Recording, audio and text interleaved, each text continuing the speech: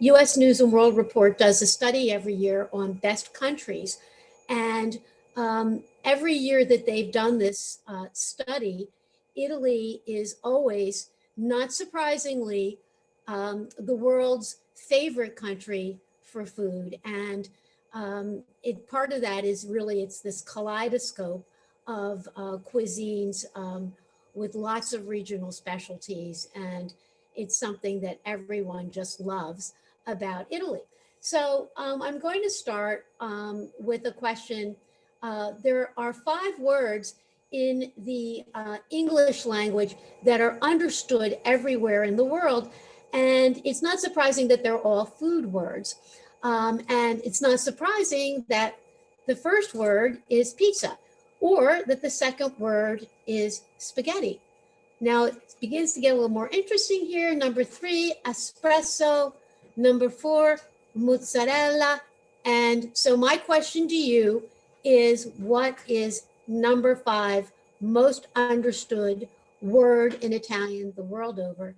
And our choices are tiramisu, cappuccino, gelato, or lasagna. So we're going to have a little poll, and you're going to get to vote. And that'll be coming up shortly. So, we're going to launch the poll. Joseph, are you there? Yeah, we're launched. We've already. Oh, okay, good. I just don't see it. We have 24 responses. Okay. So, and one of the things I'll tell you, this is kind of like Jeopardy, but don't think too hard, because your instincts may lead you. Your instincts may be your best monitor right now. So don't think too hard, because it can maybe mess you up. So we'll give a few more moments, and then we'll see how everyone voted. So I actually don't see the results. And so what, Joseph, when you do see them, if you want to tell me what's what, that would be super. Great. We have 14% tiramisu, 36% cappuccino, 29% gelato, 21% lasagna. I'm going to end polling for this one. Okay, so this is, I've done these questions in other places, and there's always this kind of split between cappuccino, gelato, and lasagna. And the fact of the matter is, they're all the wrong answer.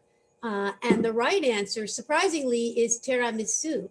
And one of the surprising things about tiramisu is that it's the one choice that really has no culinary provenance. And it's the baby among those choices. And it's only about 40 years old. It was invented in Treviso in the late 1970s. And Treviso is in Veneto. And the story goes like this. There was a woman, her husband had this restaurant, El Bicari, in Treviso, and she had just had a baby boy. And she was very exhausted because, she just had the baby. And her mother-in-law prepared for her a wonderful zabaione and had spiked it with marsala wine and a little espresso to give it some energy so her daughter-in-law would feel more perky. And it was absolutely delicious. And then her son decided to do some modifications, and hence tiramisu was born, and it became instantly popular, and it was copied throughout Italy, and then became a global phenomenon, because we're now in like the age of the internet. And it included marsala wine, and it also other energetico ingredients like espresso, cacao, soaked sponge cake, and a sort of a mascarpone custard. And it was given the name tiramisu for these energetic ingredients. And I like to think about it as like the Red Bull of La Dolce Vita.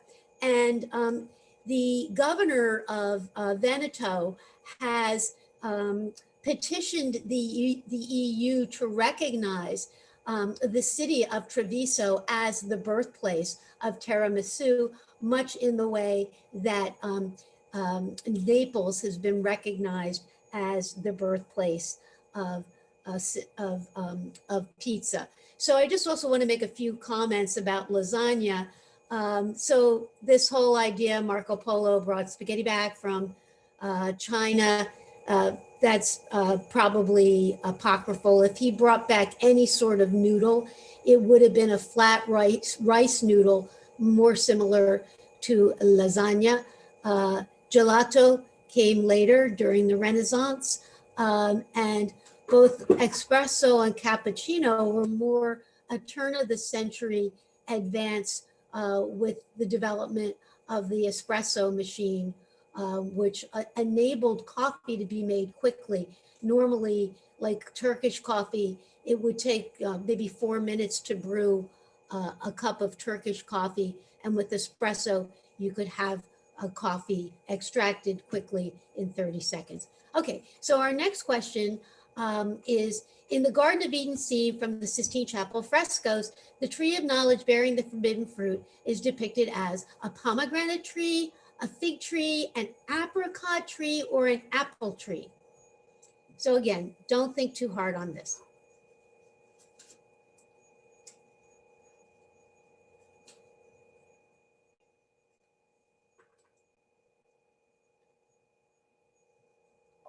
All right, we have over half of the results in. I'll let you know.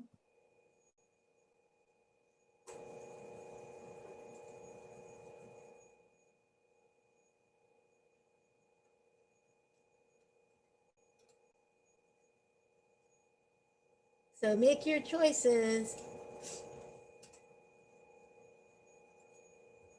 All right, looks like the results are in. We have 23% with pomegranate tree, 42 for a fig tree, no one chose an apricot tree, and 35% chose an apple tree.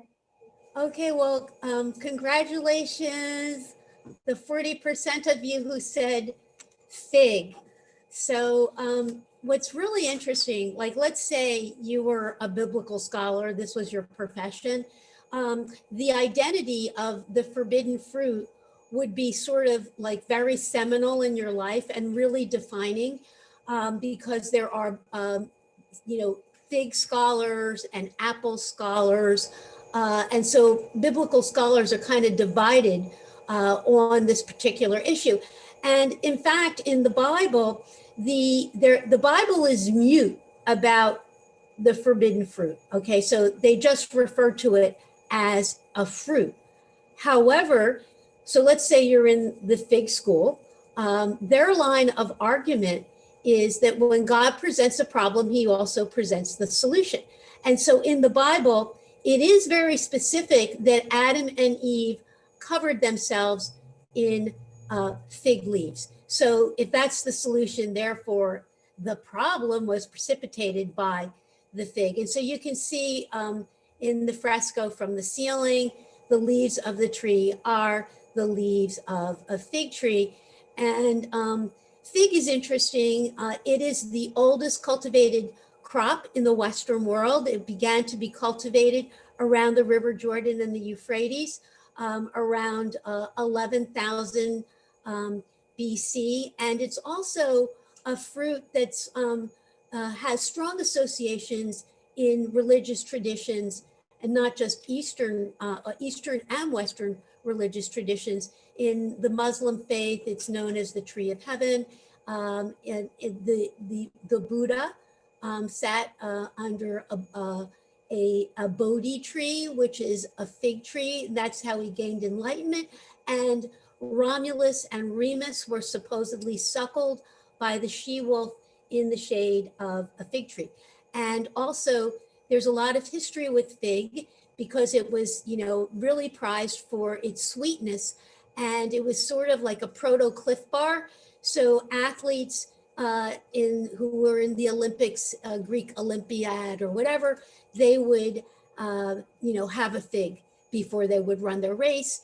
And also Cato, when he gave his speech about why the Romans should go to war against Carthage, his crowning argument was that they had great fig trees in Carthage. So, okay. So now I want to move on to a little bit of geology. So which island or islands are geologically different and older than the Italian peninsula? So our choices are Sicily, the Aeolian Islands, Elba, or the island of Sardinia.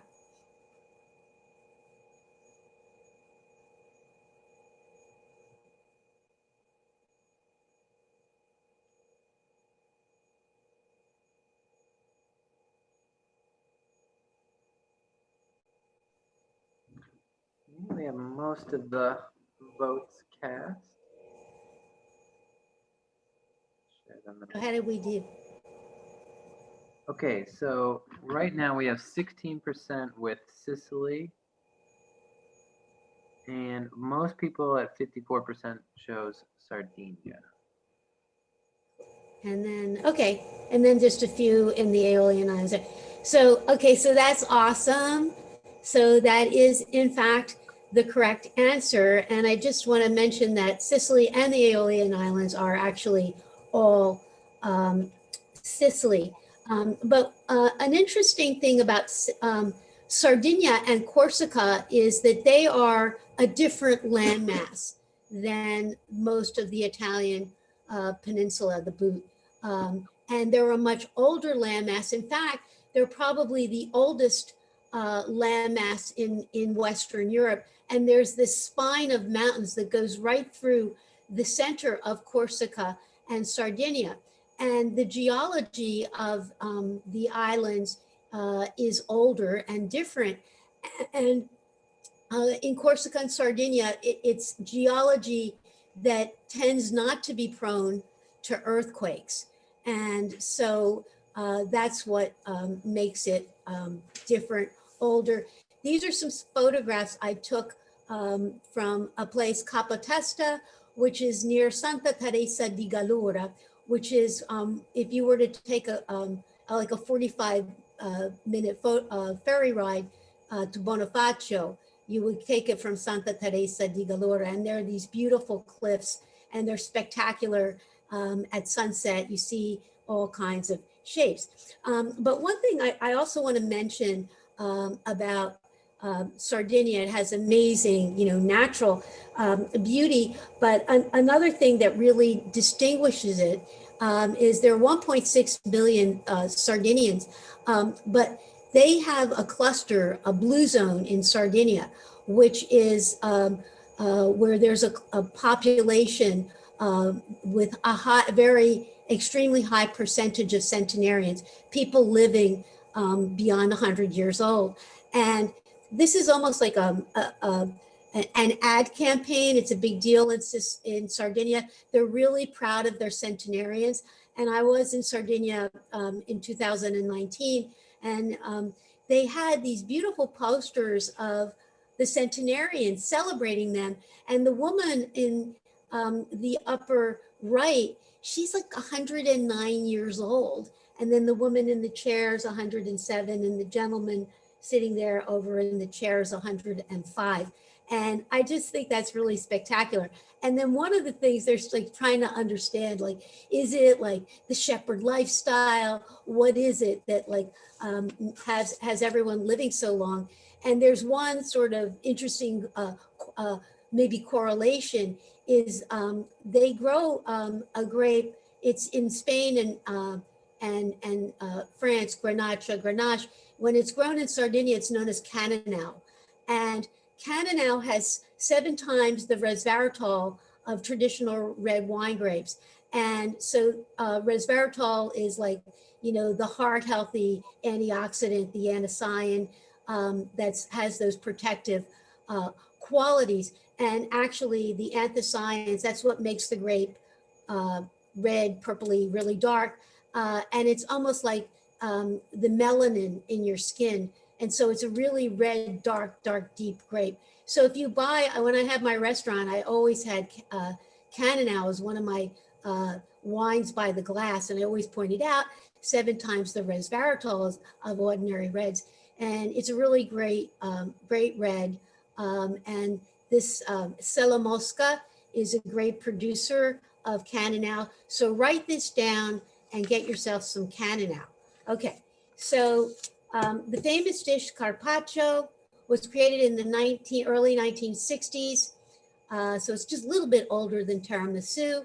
And it got its name because it was named for the patron who regularly ordered raw beef as a special request, or for the breed of cow that the lean beef came from, or it was named for a local artist from Venice, or it was named for the manufacturer of the original slicer.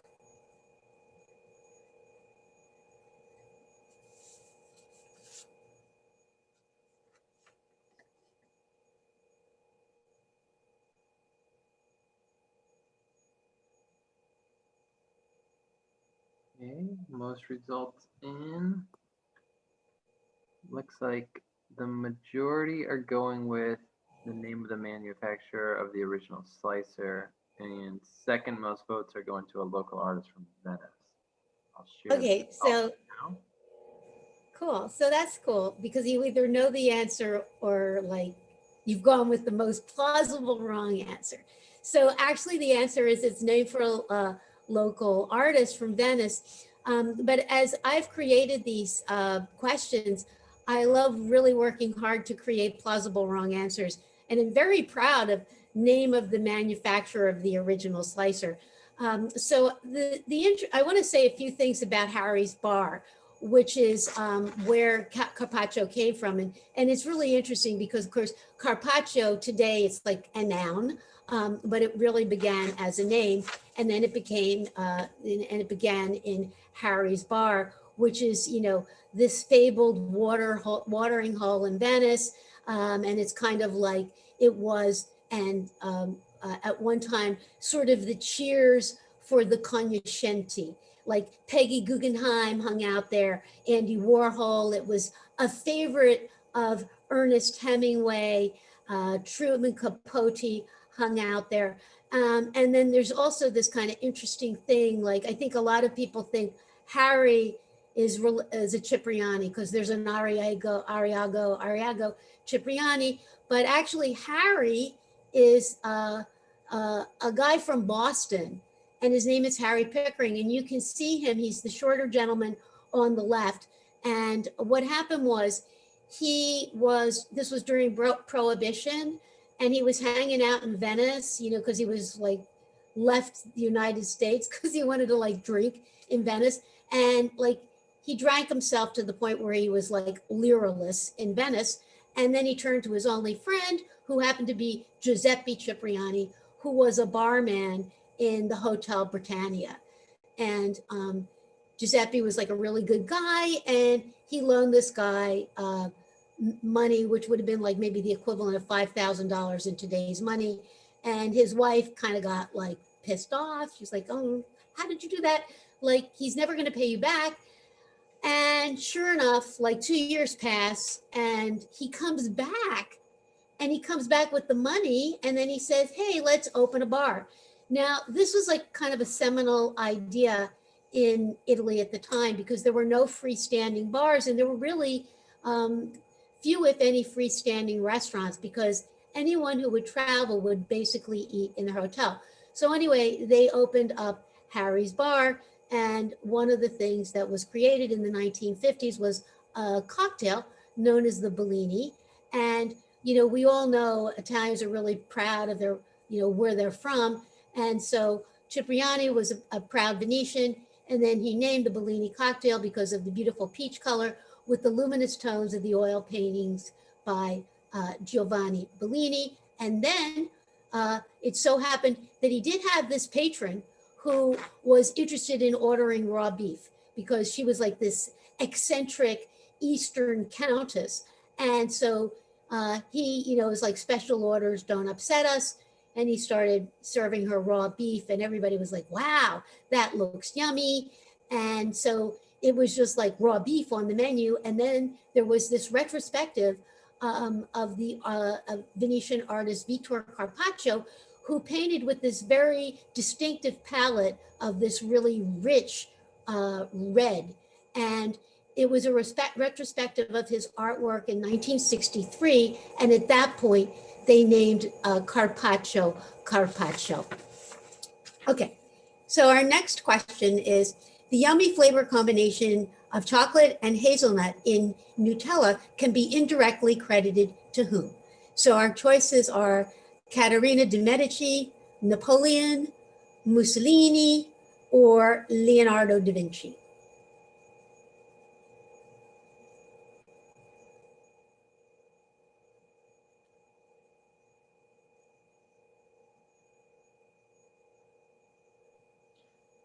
All right, most of votes are in.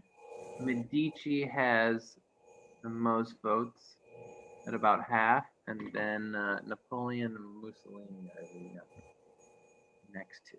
I will share those results now. How many did, I kind of didn't hear you after. Medici has 44%, Napoleon is number 2 at 30%, Mussolini 19%, and 7% think Leonardo Okay. da Vinci. So Leonardo invented a lot of things, nothing really in the food world, but he was interestingly a vegetarian. And so actually and Katerina did a lot in food, but she didn't do this.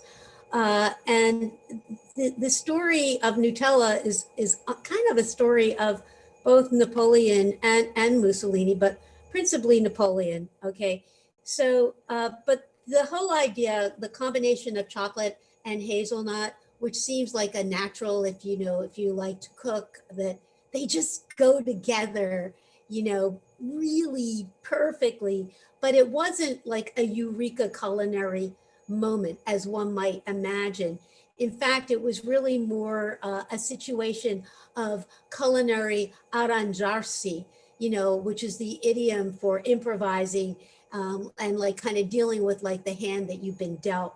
And the culinary arrangiarsi arose in Italy because of a very difficult political situation brought on by Napoleon. So he had designs on northern Italy, and he blockaded the port of Genoa. And now port of Genoa was important because cacao was coming from the New World, and it was coming in through the port of Genoa, and then it was being turned into chocolate in the city of Torino. And Torino, most people don't realize this, but Torino was the chocolate capital of Europe long before Switzerland was ever on the chocolate map. So we have this situation, the naval blockade, and now these irregular shipments of the cacao. And so what are the clever Piedmontese to do? Because the importation's been interrupted. So what they did was they used, of course, Piedmont is known for its beautiful and fantastic hazelnut trees, and hazelnuts are just smooth and amazing. And so they made a paste, like kind of a hazelnut butter combined with the cacao, and hence was born what they called gianduja. And then gianduja, this actually is showing it with the hazelnuts in the chocolate, but often you'll get something that's almost like the way we have milk chocolate. You can get gianduja chocolate bar, where it's more kind of integrated right into the chocolate and not nutty. And then later, Nutella came about post World War II. So there was incredible poverty following World War II, and Nutella was brought about by a desire to give people chocolate they could experience on an affordable basis. And I won't get into that particular story, but this was like spreadable chocolate. And it was also really the first product that was nationally advertised in Italy in the 60s, as people began to have and get television. And people in the way we might have grown up with Munch a Bunch of Fritos, like Nutella was this kind of like sort of shaping experience of young Italians. And of course, today it's now really a global product, and 2.5 million pounds of Nutella are consumed a day. And then kind of the man behind the jar is a man by the name of Michele Ferraro. And he died actually very poetically on Valentine's Day in 2014, one of the richest men in all of Italy, and kind of like a Willy Wonka of Italy. He also invented Tic Tac. Okay, so the exotic and expensive spice saffron is hand harvested from which flower? So our choices are the North African orchid, the crocus, the Madonna lily, or the hibiscus.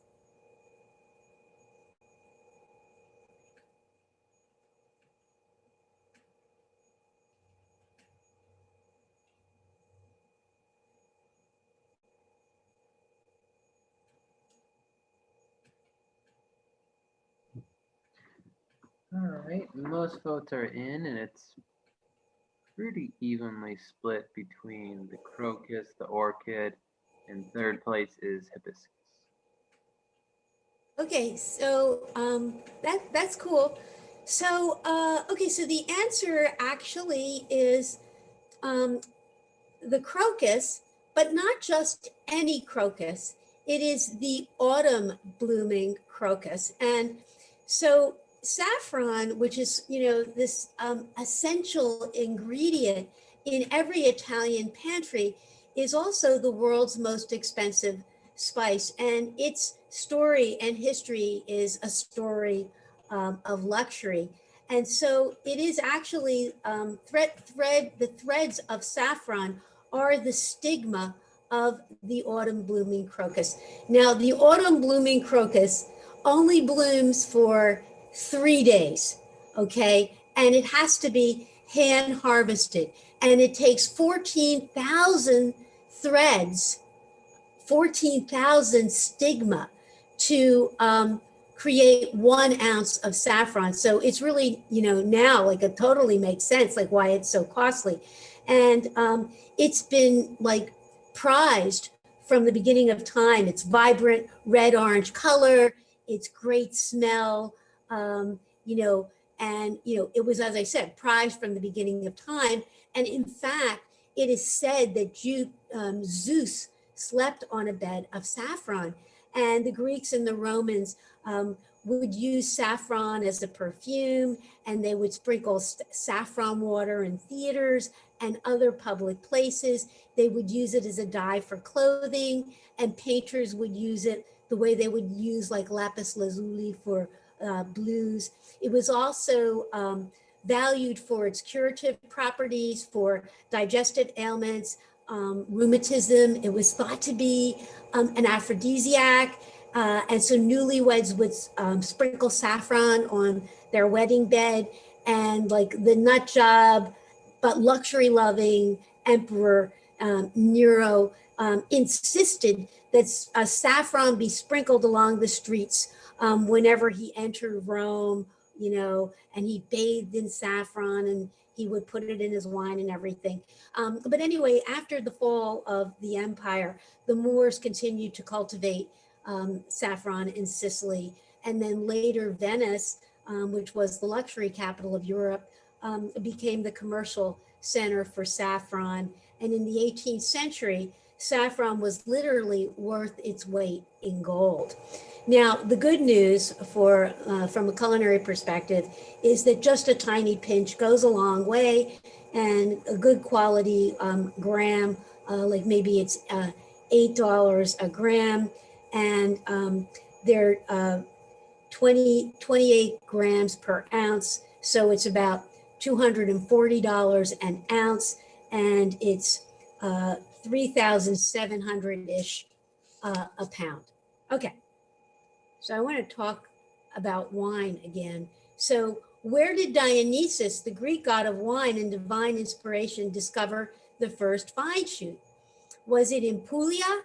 Was it in Sicily? Was it in Tuscany or was it in Capri? The Isle of Capri.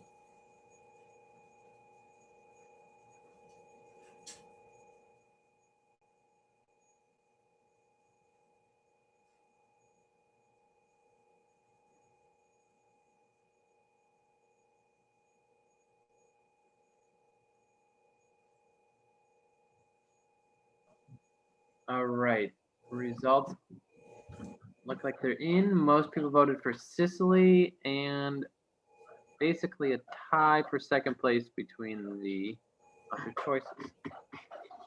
So what was the tie, which two? Well, Sicily had 31% and Puglia 27, Tuscany 23%, 19% for Capri. Okay. Yeah, so we kind of think super Tuscan, like Tuscany, Sangiovese. Sangiovese is kind of interesting because Sangiovese, it's like blood of the head god.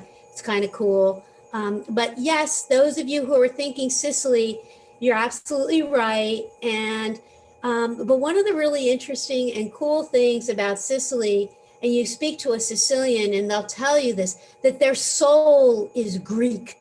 Okay, and this is because Sicily was a really integral part of ancient Greece, and from post the Greek Empire on, Sicily's always kind of served as this outpost. Like it was the breadbasket of Rome. It wasn't central to the Roman Empire at all, but it was really an integral part of Greek life. And at one point, there were more Greeks living in Sicily than in Greece itself. And the city of Syracuse rivaled Athens in its beauty and being really cosmopolitan.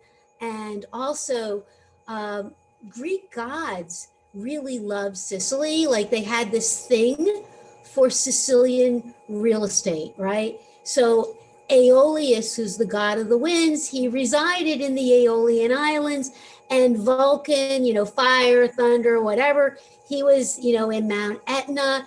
And then the Straits of Messina, this is where when Odysseus passed through in his journey, he passed through the monster of Scylla and Charybdis. And Scylla was the rocks and the whirlpool was Charybdis. So this is the Straits of Messina. You've heard the expression between the devil and the deep blue sea. So that was Scylla and Charybdis. Anyway, so the story goes that Dionysus journeyed to Sicily and he encountered a very unusual plant, which was, a vine shoot. And it was so curious that he took it home with him to Greece, and then he planted it, and lo, it became like a grapevine. And then he was like, okay, I think I'll make some wine. I think I'll appoint myself like god of wine. Actually, it didn't quite work that way.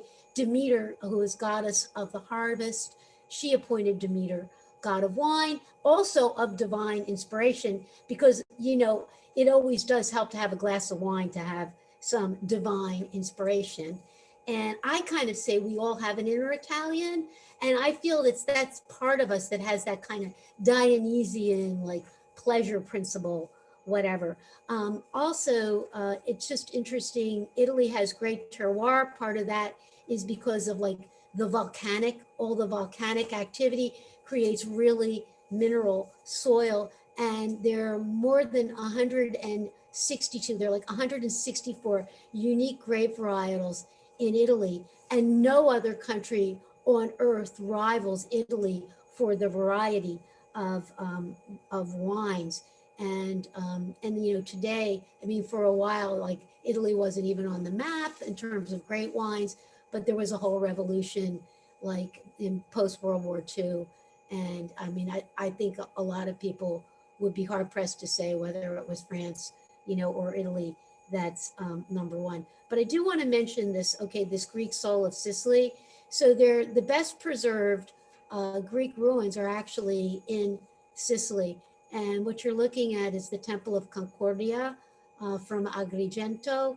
And it's the best preserved Greek temple.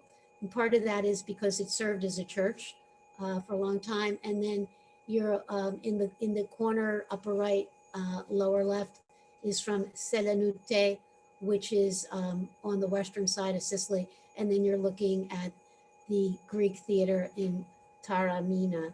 And then I do wanted to mention Etna Rossa. So there are a lot of really hot Sicilian wines right now. There's also Etna Bianca, but Etna Rossa is fabulous.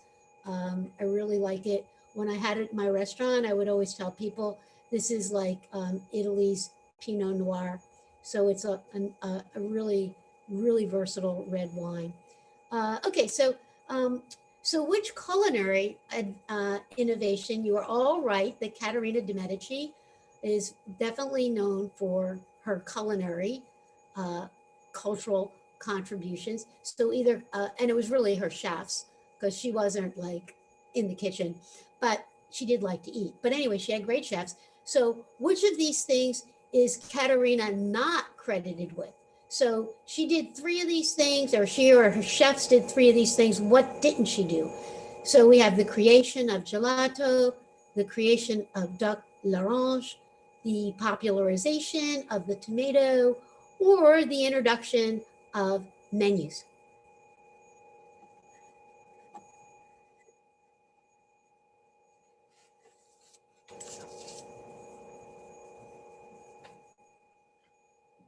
Okay, most votes are in.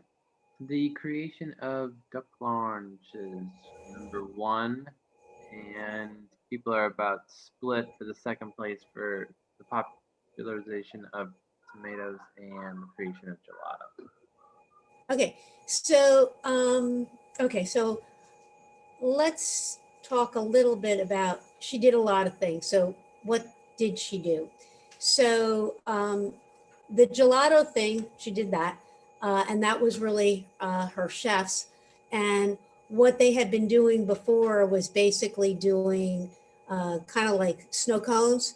And it was her chef that had this inspiration to use dairy. And hence gelato was born. And gelato is amazing because it's one of those things where actually it has less fat than ordinary ice cream. And it's like one of the few instances in life where like less fat means more flavor, because what happens is you're in your mouth, like fat actually coats your taste buds and creates almost like a barrier. So with less fat, you have a brighter taste experience in your mouth. So you have this really bright experience when you have gelato, and it's because there's less fat, but it's also really creamy because it doesn't have a lot of air content. She also, the idea of menus and the sort of formal dining and that dining experience with Venetian goblets, with the knife and the fork, having menus. She's also amazing for women because she normally, women of the court did not eat with men, and she didn't like that. And her ladies in waiting, they would all eat. And also it was considered scandalous for women to eat artichokes in public, and she really didn't care. She encouraged her ladies to eat artichokes in public, and it was considered scandalous because it just kind of has this kind of sexual look.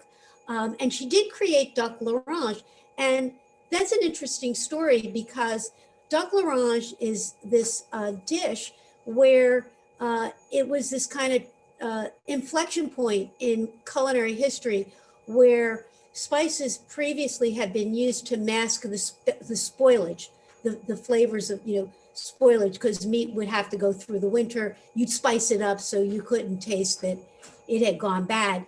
But this was now an instance where it was meant to enhance the flavor of the food.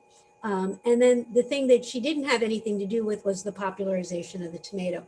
So it had been, brought back from the New World with Columbus, and Pomodoro, means golden apple. Actually, the Aztecs called the tomato zitomati, which meant plump thing with a navel. And it took a long time, like tomatoes really, the vegetable, well, the fruit the ingredient we most strongly associate with Italian cuisine, but it isn't indigenous to Italy. And it took a long time for the Italians to embrace it. And that's because they thought it was poisonous, because they thought it was in the deadly nightshade family. And the fact of the matter was that it was killing people. Okay, so you'd eat tomato and you would die. But the reason you would die was, of course, not because of the tomato, but because the tomato is very acid, right? So, but they were eating on lead plates, and the acid from the tomato would like leach into the lead, and then you're like, consuming lead, and then people were dying of lead poisoning, and they were like blaming the poor little tomato. So anyway, they finally figured it out, and they actually figured this out further south first, because they didn't use lead plates. They actually ate off of wooden plates. And so, of course, the rest is history with the tomato. Okay, so we have two more questions. So before bolognese became famous as a sauce, it was referred to as a noble breed of dog, a Renaissance hat style for men, an intricate style of wood carving, or a medieval military maneuver.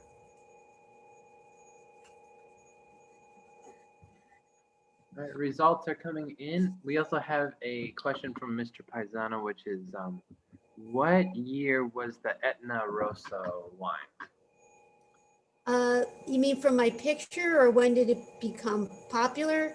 I mean, it became popular. So if you just wanted to know my picture, oops,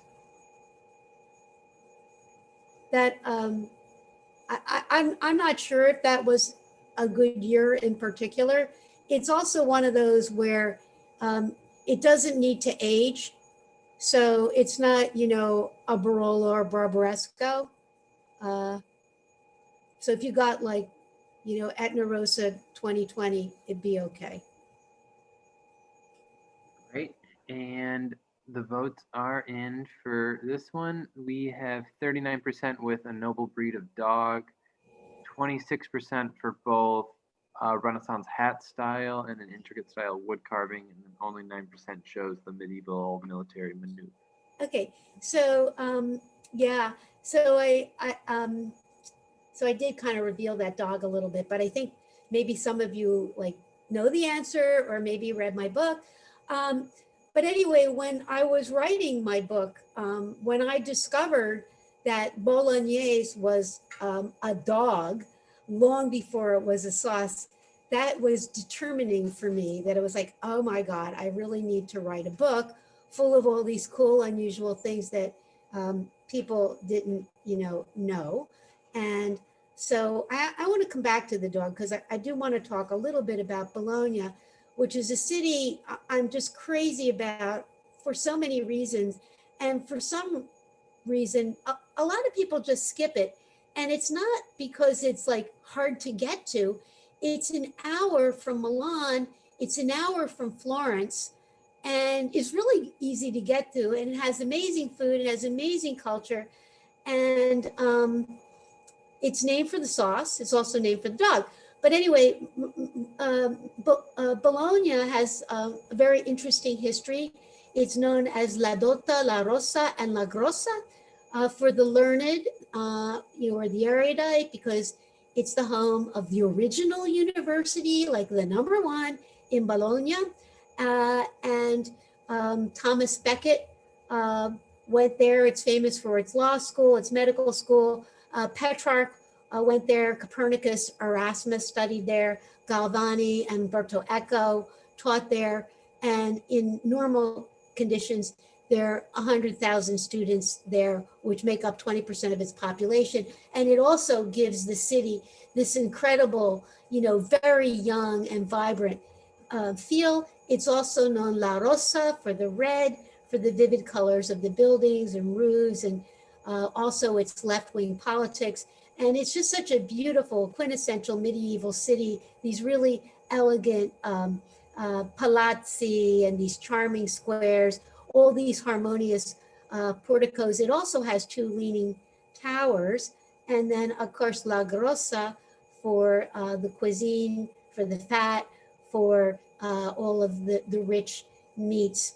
And so in 1891, the first published recipe of Bolognese sauce was published.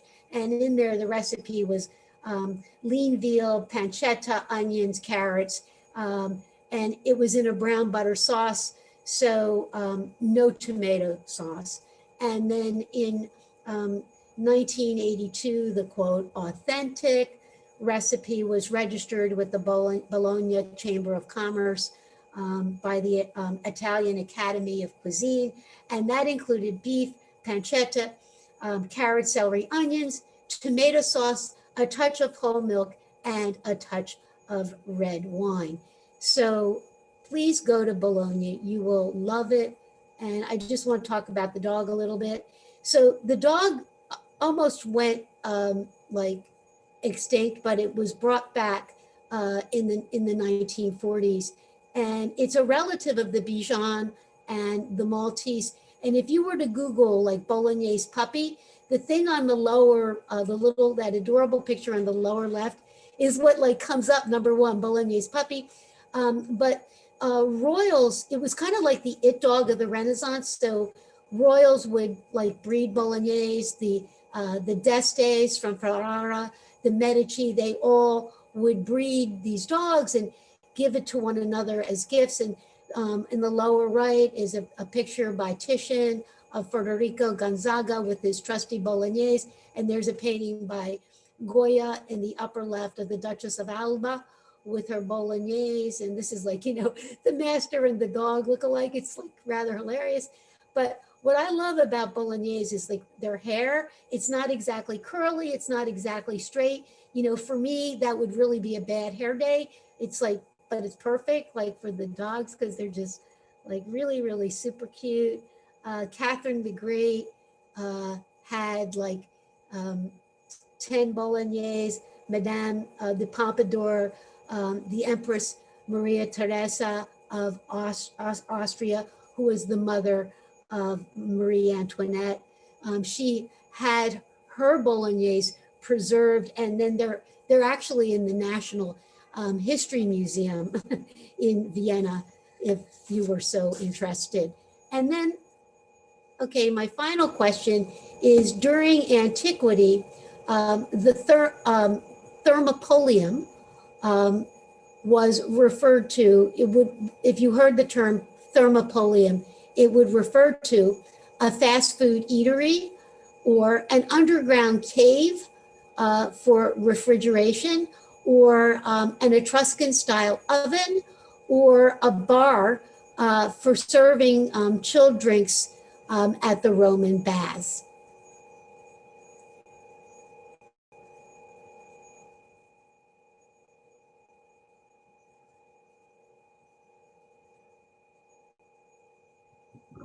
Okay, most results are in now. Over half members think that it's an underground cave for refrigeration. Second most is the Etruscan style oven.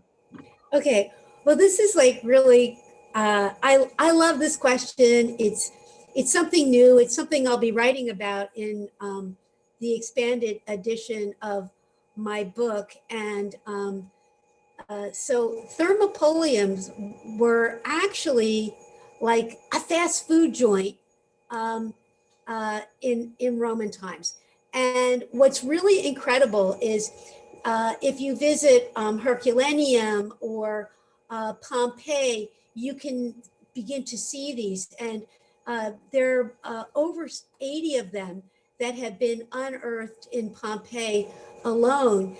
And this new one, which I'm showing you right now, is the first thermopolium that's been completely excavated.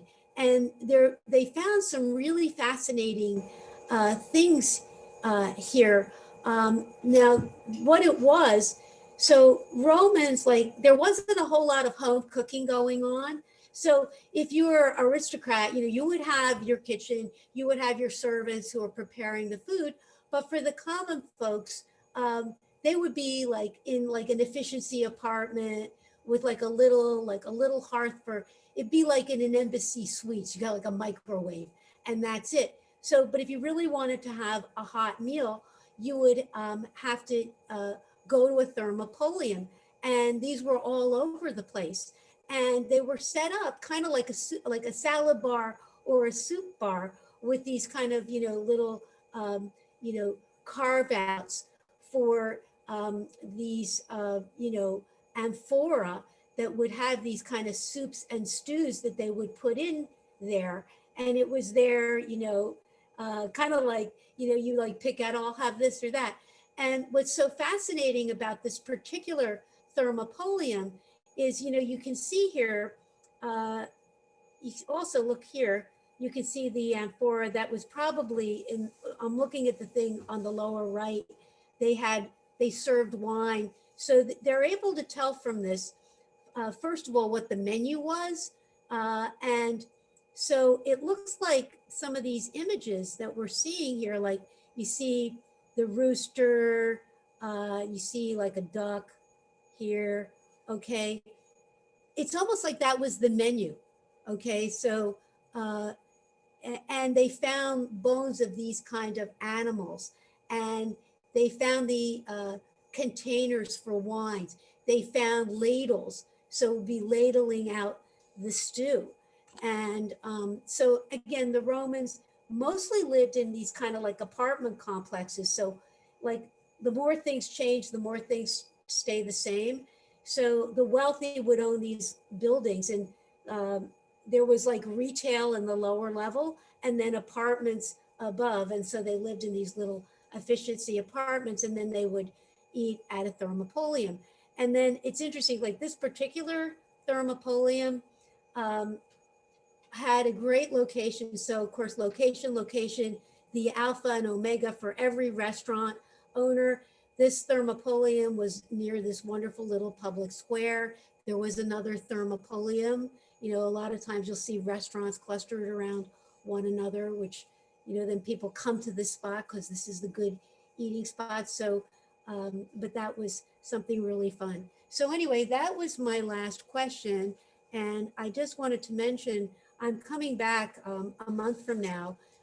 March is International Women's Month, and I'll be giving a lecture on leading ladies of the Renaissance. And this is a lecture I'm really passionate about because it looks at how the concept of the modern woman was rooted in Renaissance Italy. And I tell the story of 6 women from the Renaissance, women whose stories you probably don't know. And I tell their stories through great works of art. And I think it's provocative and I hope inspirational. And all of you enlightened women and all of you enlightened men must join for this talk. And I'm happy to take any questions that you might have. And if anyone wants to stay for an extra credit question, I have one of those too.